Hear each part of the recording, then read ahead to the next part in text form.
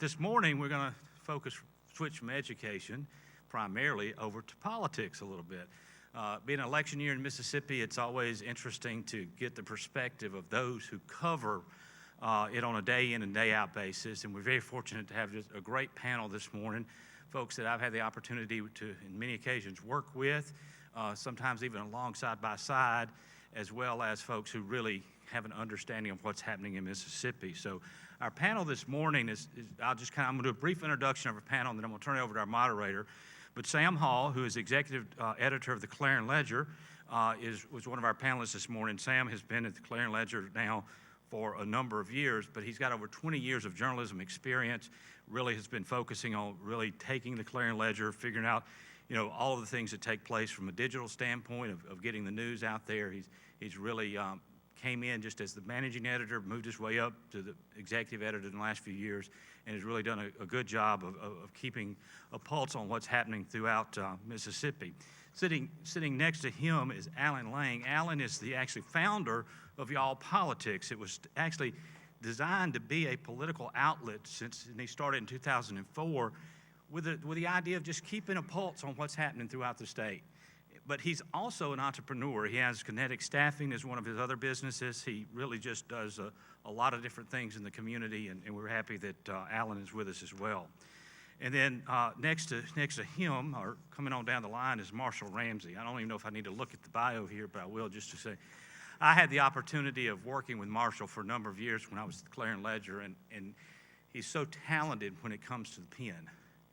But he's also talented when it comes to being able to decipher what's happening in politics across the state. He just has that certain wit about him that can capture any moment. But he's also an accomplished author. He has 2 books, Chainsaws and Casseroles, which he says basically exemplifies what Mississippi is all about. Does radio, television, so just multi-talented. He is now the editor-at-large at Mississippi Today, the nonprofit news website that's here in Mississippi. And then our moderator this morning is going to be Byron Brown. Byron, a friend of mine, has been a journalist for over 30 years. He's been the anchor at WJTV on the 5, the 6, the 9, and 10. So you've probably seen Byron a time or two if you're flipping through the channels. He came to Jackson 16 years ago and really has made a mark at the station and has really been here and through the years covered a lot of things in places in Florida and other places. So we're very happy that we have Byron here to moderate this panel. You gonna keep them straight? But at this rate, again, thank y'all for being with us, and at this point, I will turn it over to Byron. Thank you. Well, thank you very much, and good morning to you, and thank you for being here this morning. We're going to talk a little bit about some politics and how we cover the politics. A lot going on this election cycle, and it's become a very interesting cycle. I think we were having that discussion as we got started this morning, that it started out like it might be a typical election year here in Mississippi, but things have gotten very interesting lately, particularly in the governor's race and then in the attorney general's race, if you're paying attention to politics. So let's talk a little bit about what's going on here. A lot of talk is about how we cover things, and we always hear this thing about fake news, right? That we hear on the national level. But when we talk about that, how do you navigate that? And when we hear the subject of fake news, and how do you navigate that issue to your readers and to your listeners? And let's talk with you, Sam. I don't know. Oh, there we go. All right. So I think in one sense, fake news has become, kind of a crutch phrase for anything that someone disagrees with. Is, okay, that's automatically fake news. But I think on the other hand, there's the internet itself, especially with social media sharing and real-time feedback, kind of changed journalism, because we were seeing a lot of, just instantaneous points being made of, well, what about this angle? What about that angle? And so, there's some legitimate criticisms. There's always legitimate criticisms of any story from any outlet, because it's impossible to cover every angle with every story. And so I think that has always been a positive for journalism in general, because it keeps us on our toes, but it also helps us develop new ideas, new angles, and continue reporting on things that we may have otherwise not thought of because we're thinking of it from different angles or whatever. But when you combine that with fake news, now it's anytime you didn't do one certain angle, it becomes fake news. So as far as how it's changed us, I mean, it makes us continue to be just as careful and just as thorough as we've always been. But it also, makes us or forces us to be more responsive, to be more engaging with our readers, with leaders, to help further explain what we're doing, and to push back, because that's part of it. Journalism, especially when covering politics, we've always been treated as kind of a pseudo candidate. They like to attack. They like to, blame us for things just to deflect, just like they do other candidates. And used to it was you just kind of take that and you move on, because that's the role of journalists. But today that's evolved even more. That we do have to push back. We do have to defend ourselves. We do have to step out. So I think it's still used largely as a crutch, but as far as what it's made us do, just to be more diligent in what we're doing, and that's not a bad thing. What about you, Alan? Yeah, I think getting into the definition, I think Sam hit it, that fake news is not something that you just don't agree with, right? But I do think in the 15 years that I've been doing this, and obviously there are a lot of people on the stage here that have had a lot of experience. I mean, there are people, professional media people, and I would probably define fake news as, either just purely pushing, unfactual information, or maliciously pushing kind of quasi-factual information. I guess you can debate the term however you want to, but it is out there, right? And so, the great thing is, 10, 12 years ago, when we're doing a political campaign, we're covering a political campaign, the media narrative was driven by what was at the top of the 10 o'clock news and what was on the front page of the newspaper. Well, it's not like that anymore, right? And so, to combat fake news, I mean, I don't know, how everybody else does it, but we were really founded to democratize first source information, right? And we've always come at it from the perspective of, I don't want to just tell somebody, what I think happened, or what, what this bill means, or what happened in this court case. Here's the bill. Here's the order in the court case. Here's a video of somebody talking about it. And, especially I think that there is a strata at the middle to higher end of the media market where people want to do a little digging, and democratizing first source information, I think, is absolutely the way to combat, fake news. Last night about 1 o'clock in the morning, I was working on a graduate school paper, because that's how I roll. And I was reading an article by Clay Shirky, and he's a journalist, and he's a professor, and he writes about journalism. And he had a very good point, this era of fake news. Really, right now, if you think about it, with the internet, there probably is no time in the whole history of journalism that we can be held accountable more than we can right now. Because anything you do, you can be called out on it within 35 seconds. And also with social media, and I know we're going to talk about that too, you carry that relationship. But I think it all comes down to trust. And I think with the fracturing of the media market and what's going on, I think us as news consumers, and that includes me too, because obviously I consume a lot of news, so I can do my cartoons, in my opinion. I think it's very important for us to be very savvy and to know of news sources that we can trust. And because the whole thing about fake news, yes, it is something that politicians use, but really at the end of the day, we tend to believe things that we see on our friends' Facebook pages more than sometimes what we read randomly. So if a news story pops up and it looks legitimate and it's talking about how, Bill Clinton's from Mars or something like that, sometimes people tend to believe that because it looks real. And so as consumers, we have to be really on top of our game to know what we can trust and what we can't. Let's talk about the election and getting right into it. We'll talk at the top of the race, the governor's race. You have the lieutenant governor's, in the governor's race, Lieutenant Governor Tate Reeves, and now you have Justice Waller, who's now in this race, and Robert Foster. Both Reeves and Waller were in Hattiesburg yesterday talking education. how does this impact the primary here in the Republican side? So let's start with you, Alan. Yeah, I mean, I think, you know, I think the Republican race is going to be interesting. Obviously, having a $7 million bank account like Tate Reeves has right now makes him a pretty formidable candidate. And my own analysis is that Tate Reeves is probably running against not Tate Reeves, and there just happen to be two not Tate Reeves right this minute. But I think, we'll ferret out, how serious the other two candidates are, and I think we'll know here in about a month when campaign finance comes out. Have they been, legitimized in the business community? Do they have enough funding to run a real race? I think the Democratic primary is really interesting, kind of in the context of the last two Democratic primaries. For governor. In 2011, Johnny Dupree beat Bill Luckett. Luckett was better funded. He had, I think, probably a better campaign apparatus. And of course, in 2015, a guy who drives a sweet potato truck who didn't vote for himself and whose mama didn't know he was running beat the establishment candidate who had all the money in the world and all the, strange things can happen in Democratic Party politics. And, Jim Hood is running, for the first time where issues I think are really going to matter. He has not had to take a lot of positions, and he's got 9 primary opponents. I'd say 2 or 3 of them are actually very real, and I think it's gonna play out.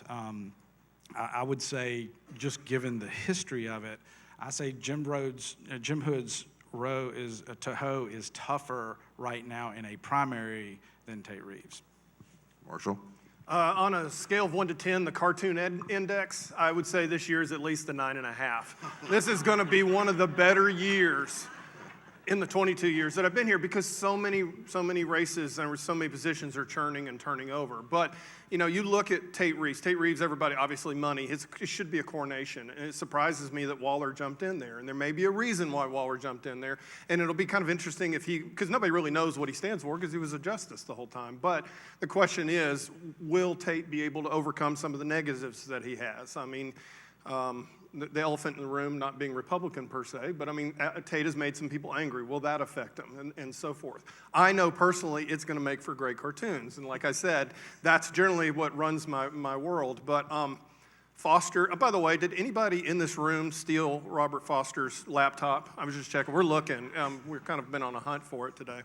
But no, I think it's going to be a fascinating race. It's going to be fun. Talking about Jim Hood, it's whether or not I'd be interested to see how much energy he has. To be honest with you, if it's really in his heart to run, because I know Jim's solid. Jim's obviously he has great name recognition. He's a very, very strong candidate in that sense. How much does he want it? And but you're right, 9 candidates running against him. That could fracture the vote, and who knows what could happen. Especially on the cartoon front, Robert Schuler Smith running too. That's going to be gold. That's good. Sam? Yeah, I mean, I think a lot of people were just excited because for the first time in, maybe since, the Fordyce Musgrove, Barbara Musgrove race, we were going to have a general election for governor where you had 2 statewide high name ID candidates. Because we've gotten to a point to where usually, and the Attorney General's race being the exception until this year, the primary was the major deciding factor. So that was exciting in and of itself. You also have 2 candidates there who I think if you were drafting your perfect candidate, neither one of them would be picked. Just for different reasons, which also makes it a little bit interesting because they are slightly imperfect candidates there. But I think having primaries is always good. I think, for one thing, it forces them to spend a little money and talk about themselves early on, and so that makes them have to work harder. But they have to get out more. They can't just sit back and coast until the end of summer. And then ratchet it up a little bit, and then just have basically what is a 2 to 3 week, hard blitz. And that's always good for voters because it's going to expose expose them to some issues much earlier on. And having two primaries, having primary races in both parties is also good because, I mean, we're accustomed to it in Republican politics now, especially. And, we can see the shades just like we used to when it was majority Democrat. That was the ball game right there. So you saw the factions and you saw the differences of issues there, but there were shades of one another. And same thing goes for Republican politics today. So making them stake out claims early on in a primary and then have to carry those over into a general, I think it's good. I think it benefits the voters. I think it benefits the discussion. And if we do our jobs correctly, then it leads to a much more informed public. Let's talk a little bit about social media. Voters are using it. It's affecting elections. You guys are on it. How do you use it? How do you stay relevant? I know, Marshall, you have a big social media following. So how important is it and how do you stay relevant with it? Back 22 years ago, I could put a cartoon in the newspaper to go out to 120,000 people. It was like a rifle shot. Now the world is a shotgun. Social media is wonderful for many different reasons. Number one, you can get your content out, you can build an audience, and you can build a brand. But also what's really important too is it allows you to have a two-way conversation with your readers. For me, I don't use it necessarily. I don't just spend all day getting in Twitter fights with people. That's not necessarily my MO, but I like to get content out there to people so that they know that it's out there, but also helps, like I said, to build that brand and be able to get stuff to people. And Alvin, how about you with social media? Yeah, I mean, certainly it is a huge part of our delivery vehicle for content, right? I mean, we've always been online as our primary mode of delivery, so it is an amplification of what we do. It is a force multiplier. And look, for all the goofiness and fake news and conspiracy theories and all that kind of stuff, it has made us, I think, more accountable to people because 1,000 teachers can get together and have a social media blitz and change the narrative about what's covered and what gets paid attention to, or road builders, or you name it, right? And so I think it's a great flattener of the kind of the media architecture where everything is a lot flatter. And kind of back to my earlier point, there are a whole lot more people out there right now that determine what you see, and from a consumer perspective, people can self-select what they're interested in, what platform they're interested. There's a difference between a tweet and a Facebook post, and all sort, versus an Instagram deal, and people can really self-select how they want to see news, and that comes with good and bad. But I think in very general terms, I think the good really does outweigh the bad. I think it depends on, what day it is with social media, because a lot of times I think it's the devil's playground, and that's what it feels like. But no, overall, there's a lot of noise, but there's always been a lot of noise in whatever medium is out there. We were talking about fake news earlier, and there's a lot of noise on cable news networks. They used to be that cable news networks were, you could differentiate between what was news and what was opinion commentary. And opinion commentary gets better ratings, and not just in prime time. And so now it's much, much harder to differentiate between those. And so a lot of what you hear and a lot of what you get there that people take as news is really commentary, is really opinion, and there's a lot of noise there. And there's nothing different about social media. There's a lot of great conversations that go on. We get a ton of news tips from there. We get a ton of ideas. The feedback that you get through social media can be invaluable, but there's also a lot of noise. There's a lot of junk. And social media is so much bigger than any medium we've ever had to deal with in the past that it's ever changing, it's evolving, and just as soon as you think you've got one algorithm figured out, they change it. Just when you think you know the groups that you should be really engaged with, other ones pop up, and it can happen overnight. It can happen instantaneous, and you've seen elected officials be able to use this as great messaging tools. I mean, one of the most frustrating things that we've run into from time to time is when we've got elected officials who will just use Facebook as the way that they send out their press releases, and they forget to send them out. So, they get the coverage there, and we see it there, and, we'll contact them and say, hey, can we get some comments? And they're like, oh, yeah, we forgot to send that out. It's makes it something, else where you have to watch, you have to keep up with from our perspective. But the flip side to that is it's such an effective messaging tool. And it's a new means of grassroots for candidates. And you've seen candidates really be able, whether on a local race, all the way up into presidential races, where they've really been able to turn the tide, to make a name for themselves, just from what they've been able to do on social media. I don't think you can win a statewide or a large race with your social media presence alone, but it can be the catalyst that not only raises a candidate's image and profile and leads to fundraising and media attention, and can thrust them into it. And I mean, you can look at President Trump's campaign. He was extremely effective at using mass media, and the grassroots that came from social media was phenomenal. We saw it in 2014 with the U.S. Senate race, Chris McDaniel's people on social media. I mean, that was a huge driver for his campaign. The political divide seems to be getting wider between the parties. How do you report that, and how do you stay fair and balanced in your reporting when there's such a divide between the parties now?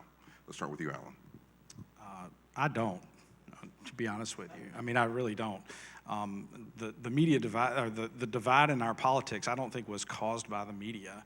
I think it's a reflection of what is actually happening. I don't think, I personally don't ascribe that much power to the media.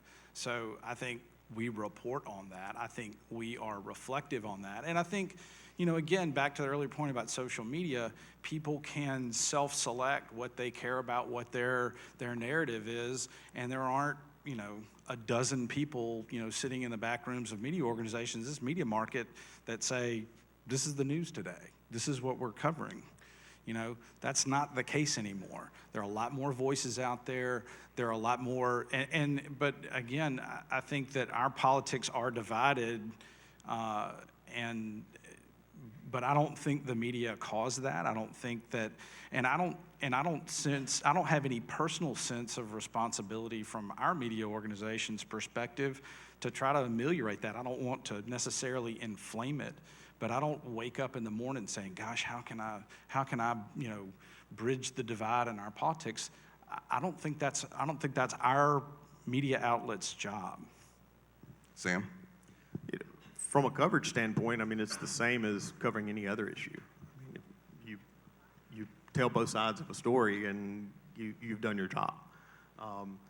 And past that, there's nothing else to do, just from a strict coverage of two people on two different sides of an issue. Where the real benefit comes is trying to explore and explain what causes that divide and why people on different sides of an issue have those opinions. And you get into telling stories about certain segments of society to better explain why they hold the beliefs that they hold. Because in any debate, the more you understand the other side, where they're coming from, their motives, the better the debate's going to be. From a purely tactical standpoint, the stronger you'll be able to debate an issue as well. And so, we do a lot more of that. And if anything, going back to social media, not media itself, but social media specifically, what that's done is given certain people voices who never would have had them. And a lot of times that's good. You want everybody to have an equal voice. But the flip side to that, and this is where it gets extremely tricky, is sometimes these voices may become larger than what is reflected of the population.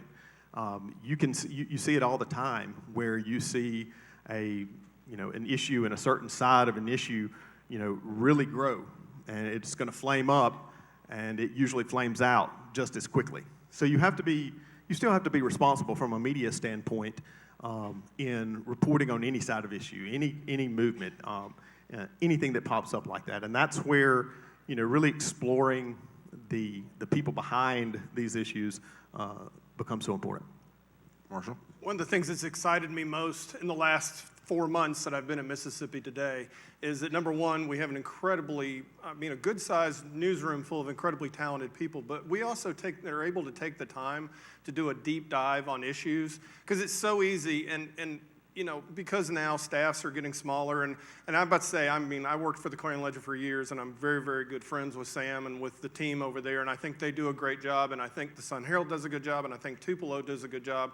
But I think what our role is, and one of the nice things that I enjoy working there and seeing the work that's done, is that, yes, it's easy to report on the horse race. Yes, it's easy to give both sides of the story. But if you do a deeper dive when you do a story, you take a little bit more time, you're able to take on some issues that maybe won't get the clicks. You can find out maybe the deeper truth, and you can find out, okay, what's causing this? And Sam touched on that a little bit too.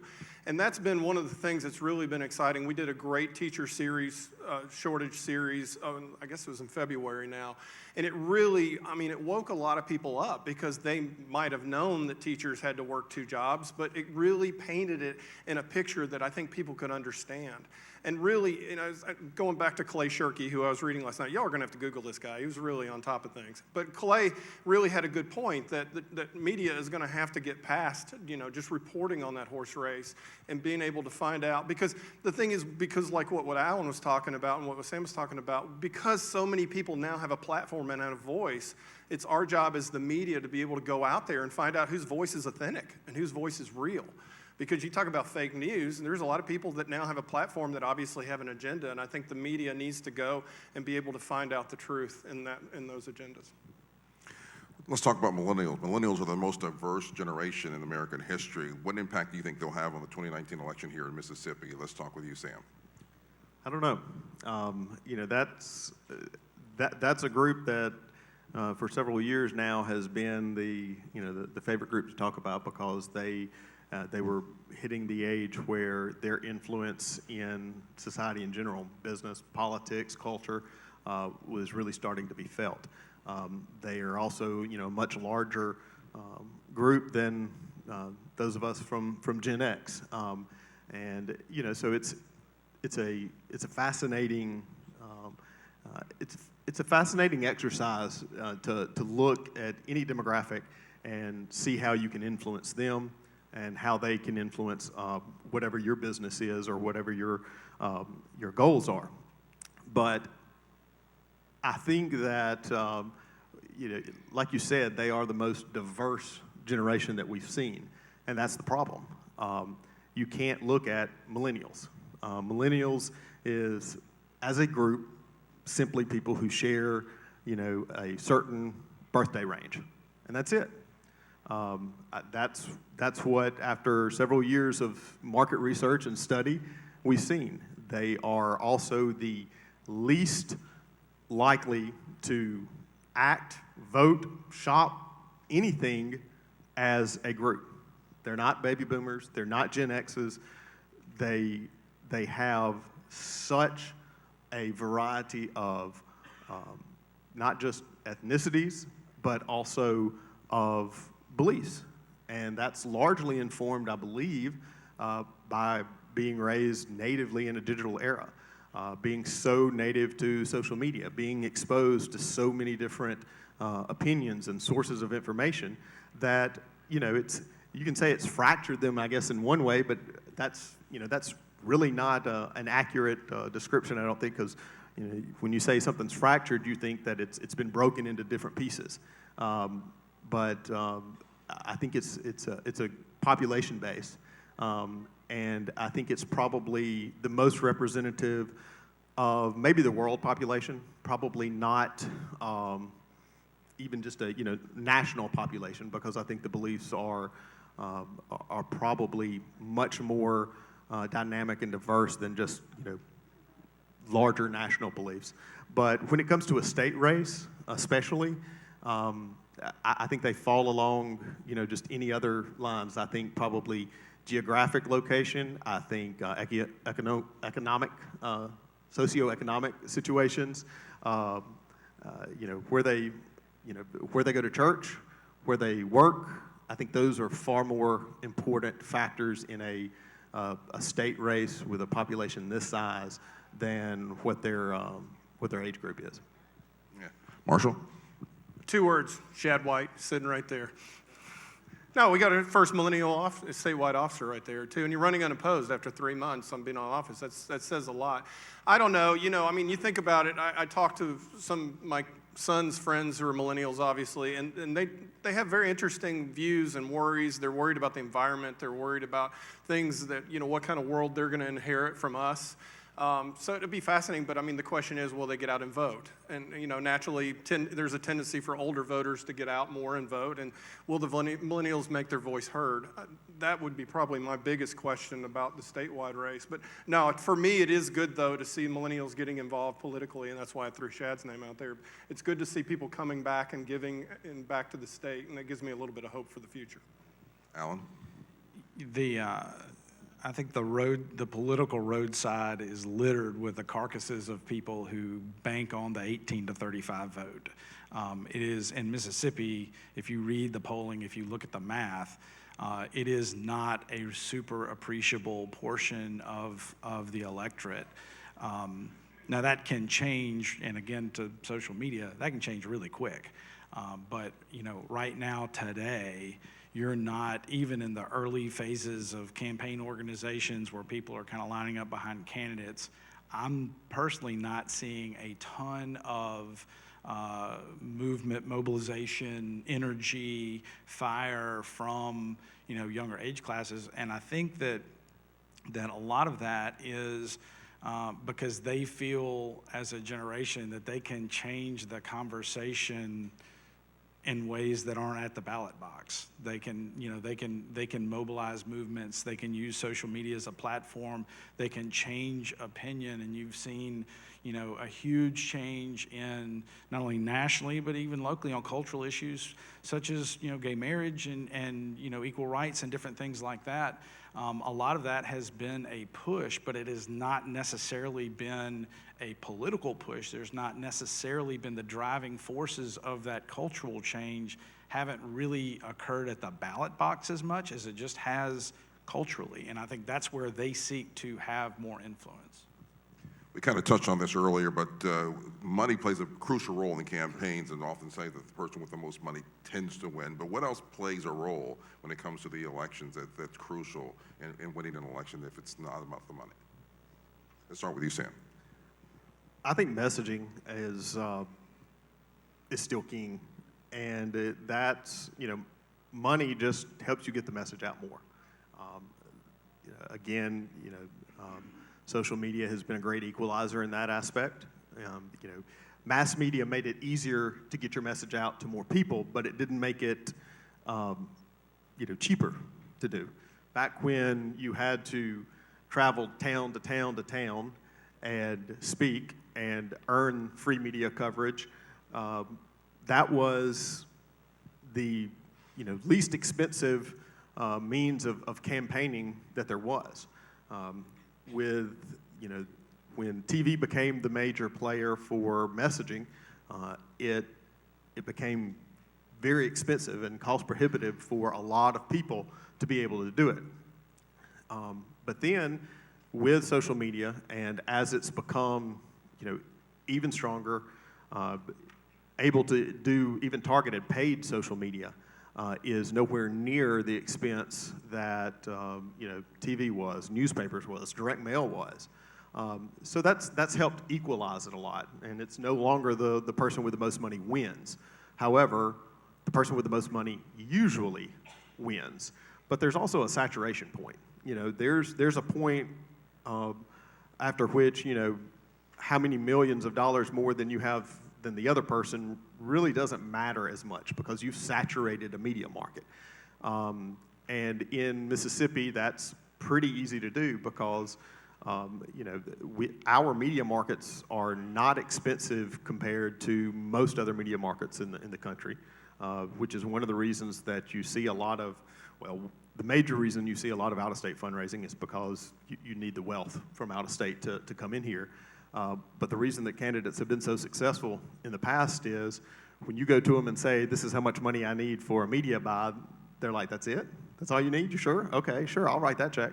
But there's a saturation point with TV media and with direct mail and even with rubber chicken dinners.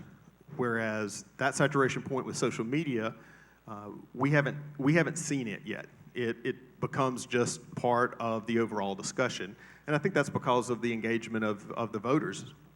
There's no engagement from getting a direct mail piece. The only engagement with TV ads is either to go do something else or fast forward through it. The engagement with with newspaper ads is to turn the page, but with social media, they get to interact, and so they feel a part of the discussion. And so that's the greatest equalizer right now. But and that's why you see some candidates, that you see a freshman representative in Congress who's getting so much attention that has never happened before like this, and you could argue maybe is outsized for for what it is. But yeah, I think in Mississippi the safe bet still the most money wins, but there is a saturation point. After a few million, it doesn't really matter a whole lot. Alan? I had an economics professor at Millsaps who used to say, you can't push on a string. You can't make something happen that inherently doesn't want to happen. However, I agree with Sam completely that money correlates really, really, really, really high with political success, probably well north of 92, 95%. It is unusual when somebody is, dramatically outspent and doesn't win. And I think the reason for that is that money in the political sense is at some level affirmation, right? There's a difference between writing your own campaign $1 million check and getting, $1 million, $100 at a time, right? Because those, Haley Barbour used to say, some guy who gives you $1,000 might support you, but somebody who gives you $25 is going to vote for you. And so, we spend a lot of time in political races because money does matter. Where it comes from, how much it is, we spend an inordinate amount of time looking through campaign finance, disclosures, and we spent a lot of time in the 2018 special election looking at where money comes from, and it matters. It does matter, and it affects policy. I've been doing this for 15 years, and you'd have a really, really, really tough time, trying to convince me that where a candidate's money comes from doesn't affect policy once they're elected. And so it is an enormous issue. It's something that is worthy of our time, certainly in the media, to cover it, to dissect it, to understand it, and in a lot of cases to expose it. One of the more interesting campaigns since I've lived in Mississippi was the year that Greg Harper got into Congress, because Greg was running against opponents with a lot more money than he had. But what Greg's gift was the fact that he had been volunteering with the party, he had been working, he was down in Florida during the Bush recount. People knew Greg, they liked Greg, and the difference was that people were paying to put their own stamps on the envelope for Greg. The thing about money, and money's great, and obviously we have a candidate with an awful lot of money, and we'll see if that can overcome some other sins. But one thing I can tell you about Mississippi, it's a little bit different than any other place I've covered or that I've lived, is that if people don't know you, they're not going to pay attention to you. And sometimes if they know you, they really aren't going to pay attention to you. And if you've been plowing salt in the field for years, I don't know how much money is going to save you. So you have to be really careful about that. But yes, it is nice to have money. I think both of them are spot on. I like what you said about Alan, about seeing where the money comes from. But yeah, Greg's race really was one that really kind of taught me that, if you're going to run, you better make sure you've done the work out in the fields before you ever do it. All right, interesting topic there. governor's race is the big race out there, but what other statewide race do you see as interesting and exciting this election year? Let's start with you there, Alan. I think the Attorney General's race has a lot of intrigue in that you have four really, really different candidates. You have some pro-Trump people, you have some anti-Trump people, you have some populists, you have some real policy people. There's really kind of a spectrum out there of different candidates that I think that one will really be a scrap. It'll really be a dogfight. I think Andy Taggart getting in that race really, really changed the complexion of it and the issues that are going to be talked about there. And then I'll cheat a little bit. The other interesting race that I'm going to watch with some excitement is the Central District Public Service Commissioner's race. And it's odd, but Brandon Presley's running unopposed in the north. I think Dane Maxwell's a pretty prohibitive favorite in the southern district. But I think you've got four candidates, 2 Republicans and 2 Democrats, that could all wind up on top of that race. I think it's a really interesting, just a cross section. On the Republican side, you've got Brent Bailey and Nick Lott. If Nick wins, he would be the highest ranking black Republican or black state elected official in the state of Mississippi. I think on the other side, you've got Ryan Brown, who is probably more of the political establishment. I think close to Cecil Brown, who I think is kind of pushing that direction. And then you have DeKeither Stamps, who's a Jackson City councilman. I think you could flip a coin and see which way either of those races go. I think it's going to be a fascinating, probably one of the more interesting in the cycle if they can attract some money. Marshall? I was on Facebook yesterday, and I noticed somebody was calling Andy Taggart a liberal, and I could hear Kirk Fordyce's ghost just howling on that one. I was like, we truly live in the upside down. Now, the race, honestly, from a cartooning standpoint, I'll have to go there, is Andy Gibson, Ricky Cole. Because Andy loves being agriculture commissioner. He's got the hat. He'll throw it on at any time. But you never know what Ricky Cole's going to say. So, even though it's a little bit farther down the ticket, that's going to be a lot of fun. And two, honestly, the governor's race, that's always a good one to watch, too. And, of course, that's what everybody will be watching. But, yeah, you're right. The AG's race is going to be a complete dogfight. Sam? Yeah, the AG's race, the Republican primary for Attorney General, to me, is the most fascinating primary there is, even above the governor's race, just because you have 3 really established, strong candidates. And it's also one of those races where it's hard to run on certain issues because it's the Attorney General's race. It's not lieutenant governor where there's a lot of legislative issues or governor where anything goes. They'll still do it the same, but I think it's going to be a very interesting race. But this year especially, if you enjoy politics and if you're wonkish and a big data nerd, it's going to be fascinating after the races just to dig those numbers and see if the electorate has changed at all. Because, we see that with presidential races. They look different enough from state races that it matters. But you've never seen state races really be able to move certain blocks to the ballot. But in this race, in this year, I think you could see a lot of that. And so just having this many contested primaries, this many contested general, even the lieutenant governor's race in the general, which I don't, Hoseman is, easily the prohibitive favorite.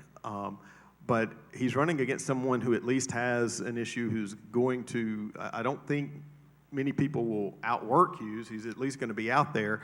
But, there should be some substance to that race, which, would be, which is good. Anytime you have that's good. But, you were talking about the PSC race. Some of those, depending on who the nominees are, that can really move different blocks and different geographic areas out to vote.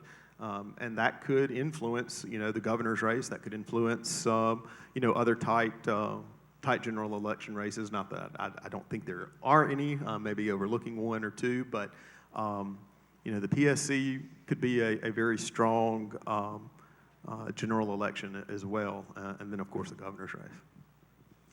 Right now, it seems the only excitement right now is in the governor's race as far as the attention that's going on. Do you see things really picking up by the summertime, or what do you see things going? We'll start with you, Rob. Oh, of course it's going to pick up. And then, like I mentioned a little bit earlier, I think the Neshoba County Fair this year is actually going to have a lot of heat to it, other than the heat and the dust that traditionally is out there. But, I mean, obviously, like they've said before, as soon as we get a little bit closer to August 6th, the money will really start kicking in. We'll see more ads. People, because right now people are worried about getting out of school. They're busy doing that sort of thing. But I think over the summertime, traditionally when the news cycle is pretty slow anyway, those ads are going to start hitting, and I think it's going to start getting on people's radar. So, yeah, no, it's going to do nothing but this until the primary. Alan? Yeah, no, I agree. I think it's going to be a long, hot summer. My hope for the cycle is that, we see Democratic debates, that we see Republican debates, and even some down ticket stuff. There's so much movement and people that are going to be in new, positions that haven't been there before. This is, I've often said that, I think Haley Barbour kind of artificially put a cap on a lot of the political pressure for over a decade. And now you're starting to see that kind of seep out. And, it's like there's a lot of pressure building up and on both sides of the aisle, but the kind of the natural political order of things has been relatively contained. And I think there's a real opportunity that the top just blows off and you have, kind of dog fights on all fronts. Sam? Yeah, I mean, there's a pretty normal calendar of when things pick up and when they settle back down and when they pick back up again. I think, again, what makes this year so different is just the number of contested primaries and having, at least one statewide general election that's going to be heavily contested. Going back to the media's role in all of this, though, and you mentioned debates. I love debates. But it's become fashionable not to attend. You can't get away with that on a national scale, but you can get away with that on a statewide scale. Usually front runners have nothing to lose in debates. So, nothing to gain in debates and everything to lose in debates. So you can't really have a debate unless you've got all the candidates there. That's not a shot at anybody. That's just, and I'm not, there are some legitimate reasons when people are not in debates. Where the media plays a role is taking what you would normally get from a debate and presenting that. If we cover the horse race, if we cover the polls, if we cover, just who's doing what, and we just parrot what they say at, whatever stand-up that they're doing, we have failed.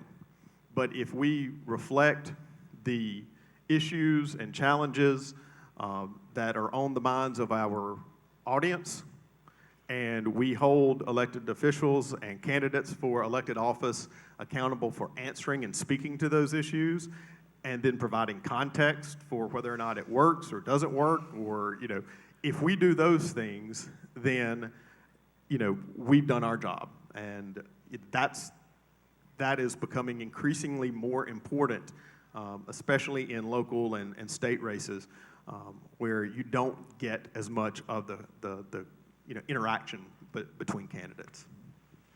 All right, I get to put you on the spot. Give me your best predictions of what you expect to happen in the primaries coming out. All right, go ahead, Marshall. Shad's going to win. I got that one. Good job, Chad. Yeah, you're right. That's a safe one. Interestingly, I've been kind of predicting for a while that political gravity would kind of take hold of at least the legislature at some level. It is just really, really, really hard to maintain a supermajority. And before qualifying day, I felt reasonably sure that Republicans, I couldn't pick which ones, but political gravity kind of takes hold. That will be the interesting one to watch. I don't know if I can predict that, although I think it's going to be really, really close. I think in the House, I think that's the one you got to watch. And then the other prediction, I guess, for lack of a better term, is that in the middle of all of this stuff, we may be fighting, there may be a Senate primary, because remember, 2020 is a presidential election year, so do the math.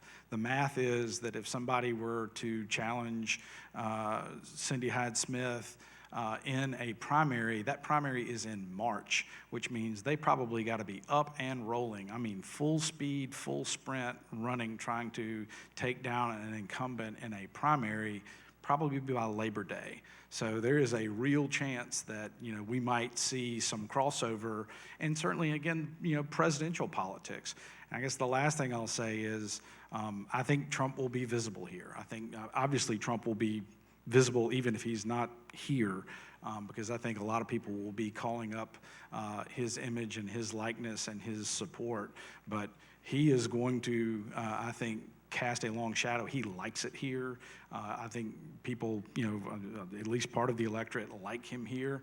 I think he'll want to be here down the stretch, and I think he'll be a factor in the race. I noticed David McRae already has him on his website, first thing. And, so, yeah. he's there. Sam? Yeah, you know, there are 3 states, speaking back to, you know, Trump's influence, there are only three states with elections this year. So, you know, I would, with a expected contested general and the governor's race, I would be shocked if the president's not down here, you know, a number of times. You know, that would be, that would say something if he wasn't, I think, more than, you know, anything else. But yeah, I'm not going to make any predictions except for I think Hughes and Hoseman will be in the general for the lieutenant governor, and I agree with Marshall that Shad's going to win. But past that, I know what I think, but I wouldn't dare share it right now. All right, very good. It's going to be an exciting time, everybody, and I hope you tune in to the election coverage from all of us here for the 2019 election. We want to thank Marshall, Sam, and Alan for their participation. We got about 8 more minutes. There's another session here in this hall as well. But thank you all for coming out, and I hope you enjoy the rest of your day. Thank you very much.